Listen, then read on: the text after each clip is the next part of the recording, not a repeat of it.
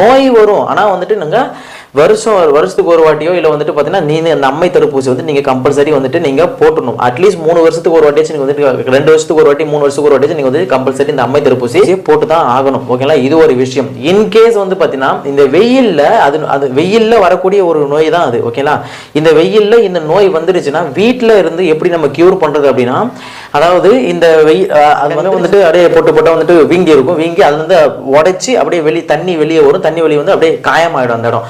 So இதுதான் பொதுவாக அந்த தண்ணி வெளியே வந்து மற்ற இடத்துல வந்துட்டு நீங்கள் வந்துட்டு ஈஸியாக வந்துட்டு ஆறுகளுக்கு வந்துட்டு பரவுறதுக்கு வாய்ப்பு இருக்குது. ஸோ அதனால வந்துட்டு ஈஸியாக சீக்கிரமாக நீங்கள் வந்துட்டு இதை குணப்படுத்த பார்க்கணும். ஓகேங்களா, எப்படி பண்ணுறது அப்படின்னா, இப்போ வேப்ப எண்ணெய் இருக்கு பார்த்தீங்களா, வேப்ப எண்ணெய், அப்புறம் வந்துட்டு மஞ்சள் தூள், அப்புறம் வந்து பார்த்தீங்கன்னா வேப்ப இலையை அரைச்சிடணும். வேப்ப இலையை அரைச்சி வேப்ப எண்ணெயிலே கலந்து மஞ்சள் தூளை கூட சேர்த்து அந்த காயம் இருக்கு பார்த்தீங்கன்னா, அந்த காயத்தில் நீங்கள் போட்டுகிட்டே வந்தீங்கன்னா இப்படி வந்துட்டு ஒரு கிட்டத்தட்ட பார்த்தீங்கன்னா ஒரு 2-3 வாரம் நீங்கள் கம்பல்சரி பண்ணிக்கிட்டே வந்தீங்க அப்படின்னா உங்களுக்கு ரிசல்ட்